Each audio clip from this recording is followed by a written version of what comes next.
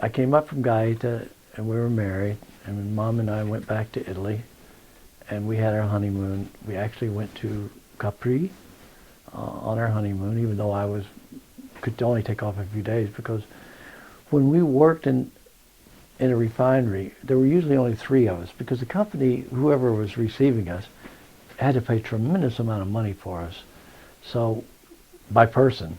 So we would, if possible, they would want to have three rather than four. Well, that meant that you had to work every day, to cover the shift, the 24 hours, or else two people had to work 12-hour shifts while one person was off. So you would rotate that way, and that's what we did, so I could go down to Capri. And then after that, we had a series of other assignments, and then I went back to Germany, and Mom was with me, and then Kathy was about to be born, so Mom went back to Antwerp to have Kathy. And while I was working in Germany in a different refinery, those guys worked 12-hour shifts for me so I could come back for Kathy. And, you know, that was really good of them. People were really good people that I worked with. Of course, I paid them back when I had a chance. And then after that, after Germany, we were sent to the Canary Islands. And that was really a plush assignment. I'll explain to you why. It was a process that had been already installed and started up some years before by UOP, but it had gotten into trouble. And the trouble that these processes get into, because they are using a catalyst that's made of platinum, terribly expensive, millions of dollars involved. And when the process goes bad, it kills the platinum, it kills the catalyst. And it had happened down there. And so the client, which was a Spanish oil company, wanted someone, this had happened by their people. After they'd been trained, they killed it. And they wanted someone to come in, an engineer to come in and be with it through the entire life of the catalyst, the next catalyst. And so they sent me down there, and that was really a nice assignment because we stretched the life of that catalyst out so long. Mama and I were down there. Well, I was down there from I guess I got down there in about February of 1960, right after Kathy's birth. I went down, and then when Mom was able to come down, she came on down until September of '61, when I went back to graduate school. So we got a year. I got a year, almost a year and a half out of that catalyst, and they were very, very happy because that was money in the bank for them, and we were happy because I just had to go out to the refinery every day and make sure they didn't do anything stupid. Kathy was about 8 months old. Of course, Louis was coming in November of that year. And Kathy was very close to the maid. I mean, the maid helped her a lot. Kathy was a very, very bright child. Then Louis was born, and there was a lot of trouble. Louis was a little bit early, so it was not easy. And the medical conditions were not great down there. We had the best doctor they had, but Louis was born in this guy's clinic. And so it was not an easy time. And then later, Louis had to have a small procedure right after his birth. And they didn't give him any anesthesia or anything. They just gave him, I think, whiskey, Lou. But I was already impressed with how strong Louis was. He must have had Mom's threshold of pain ability. So after a period, though, the letters came through accepting me at Texas A&M into the graduate program. And we left in September on a boat from the Canary Islands, and you went from there back up to Antwerp, and then from Antwerp we took a boat from Rotterdam over to the United States. That was terribly difficult for Mom because the trip up to Antwerp from the Canary Islands was rough. You go through the Gulf of Biscayne, which is a notoriously rough water. Mom was sick going up. We had the two kids, and she was sick. We got into Antwerp. The family was there to greet us, both mine, both great time there. And then we went from there to Rotterdam, and Jean saved us because I had to get all of the papers for Mom to be able to enter the United States. Visa, because she still wasn't a U.S. citizen, X-rays, all kinds of work. And unfortunately, when we headed out to Rotterdam, we left some of that on the table. And when we got to Rotterdam, we were on the boat, but if you don't have those papers, you cannot leave. And Jean saw those papers, and he got in the car, and he drove like a bandit. And I'm not even sure he was able to drive, but he got there. And he got there in time, and boy, did we love him. I will never forget what he did. It is fantastic. So Mom and I on the boat with the kids. Mom was sick on the boat coming over. We actually came in, I'm pretty sure we came into Hoboken. I think the boat docked in Hoboken then. And it was hot, and we had all of our goods, and we had the Opel coming off. And so we weren't the first people to leave the pier. We had to wait a long time, and the kids were, Louis was walking around by then. And Kathy was running around by then. So we were there on the pier in the heat, and then we finally got off and got to a hotel in New York. And then the next day, I had to get the Opel. I had to check it through customs and get all of that and drive it to Arkansas and on back to Texas A&M. So Mom flew with the kids from New York to Little Rock. She had never met my parents, and she wasn't feeling good because of the trip, and also she wasn't feeling good because of the airplane. And they met her, and they loved her immediately, of course. My whole family did. And then I drove the Opel from New York through Chicago because I'm still working for UOP. I was on leave of absence to go to Texas A&M. I mean, you wanted to hold those options open. They didn't pay me any money, but they did come down once in a while and give us a dinner. When they were down recruiting, they would look me up. And so we showed up at Texas A&M, and when we got there, where are you going to live? The project housing. They had these houses for graduate students that you would live in. They were very cheap. My scholarship would really cover things like that. And of course, I had saved as much money as I could. I had saved money. So we did have money, but we didn't want to use it unless we had to. And the one thing I remember in those project housing, project housing was, of course, it was right next to the train. And the train would come through every morning at 6. And the first probably 3 nights we heard it, then we didn't hear it anymore. But what we did hear was Louis, because he had an earache problem, and we didn't know what it was until we got that straightened out. It was, unfortunately, Louis was in a lot of pain. Finally got that straightened out. And of course, I don't know if you understand the way graduate school is, but it is time consuming. I just had to throw myself into that.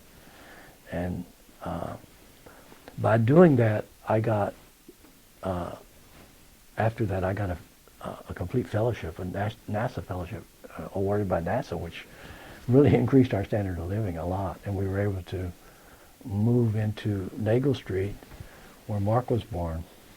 And there we were able to afford to live in a house, not just the project housing. Well, when I got my PhD, UOP wanted me to come back and work for them, but I didn't really think they had enough to offer. And a man named Carol Clater had gone to work. He had gone to work with Air Products. He was a manager at Air Products, a senior manager. But he had gotten his master's degree at Texas A&M, and he knew the professors at Texas A&M, and they had told him about me, and he came and he specifically wanted me to work for him. In those days, an engineer, a PhD engineer, had lots of job offers. I had lots and lots of job offers, and so we could have gone anywhere. We could have gone to Exxon, we could have gone to anybody, but I thought, this man knows people that I know, and so I went to work for them in Air Products, and he was my boss, Carol Clater, and he was very, very helpful to me in my career. His department was the computer systems department. That's because I had done my research using the computer, and that's what they wanted. They wanted someone to use the computer in process engineering work, and that's what I did. I was manager of process systems for UOP. But it struck me that this was not a big enough area to stay in forever. The computer area, I wasn't working for a computer company. I was working for an engineering company, Air Products, an engineering company. We were using the computer, but that was too narrow a niche. So I wanted to get into something that was more in the mainstream, or else it was a much bigger activity of that sort. And Mobile was trying to find someone at that time to use their computer systems overseas. Mobile had a tremendous computer system development in America, but not overseas. It was mainly commercial. They didn't have any technical computing, so they wanted someone that would help develop and help overseas people use computers in a way that made more sense technically.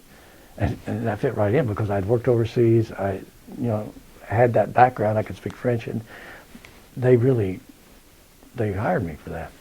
But after I got there, I figured out this is still a niche. It's really a niche that's not the main business. And things went well, but it wasn't the main business. When we moved to to New Providence, and we knew you were coming, Christian came over, and Christian stayed in our house there at Pineway while Mom had you. And then we were all really happy. We were all together, all four of us there in New Providence. And I think it was a happy family. The one problem there was when it rained, the whole backyard was about a foot deep. You remember at Pineway, you were too young. You would have drowned if you'd been out. But it was pretty deep. The kids loved it. They were out chomping in there. Of course, Mark had his problems with that dog across the street.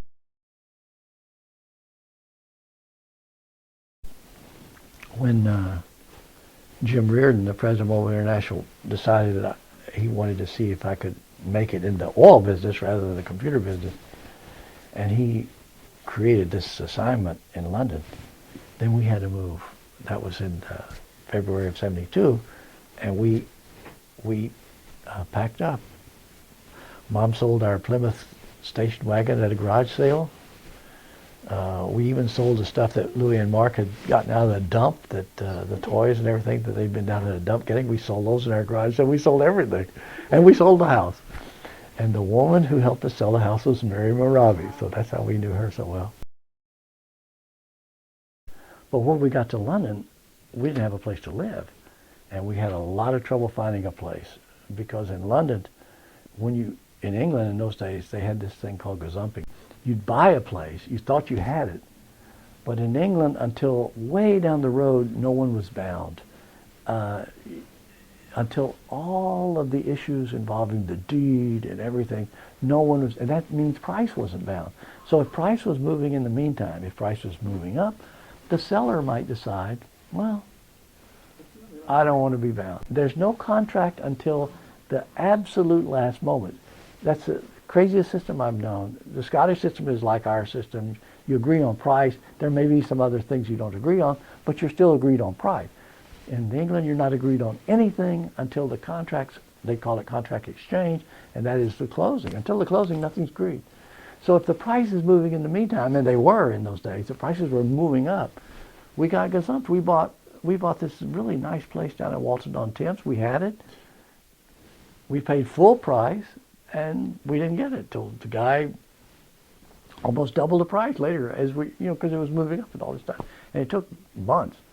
So finally we bought this Melbury Court where you all lived.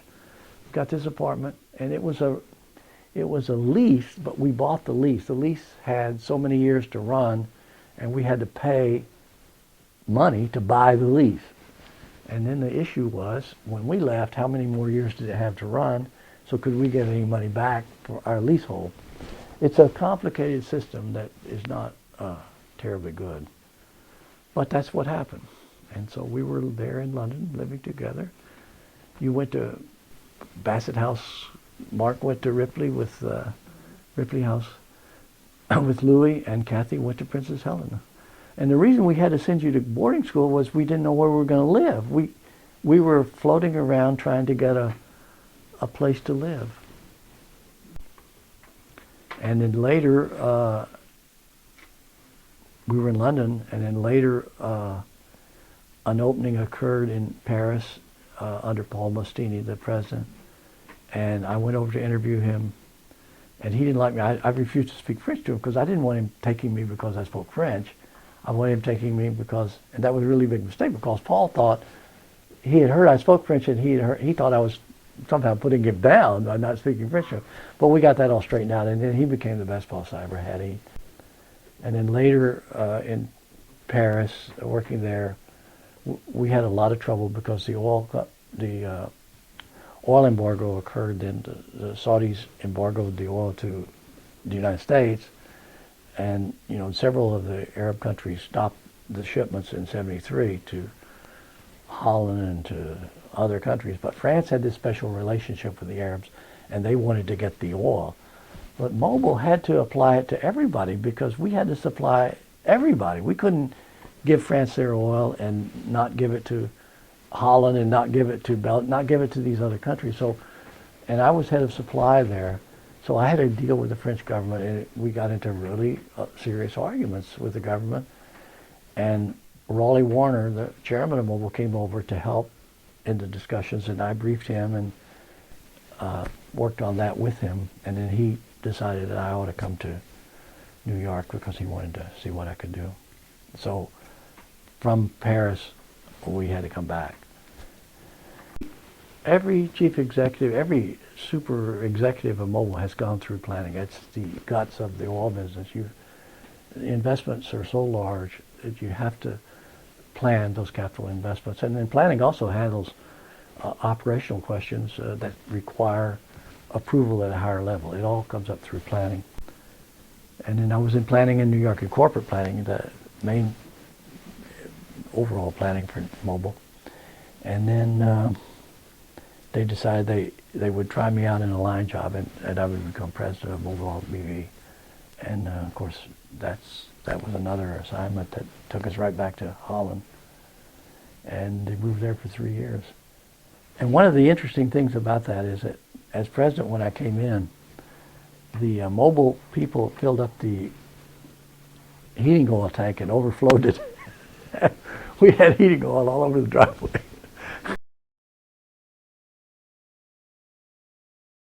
I would like just to say a few things about each child, not to describe the children, but to describe some of the things that come to mind, starting with Kathy.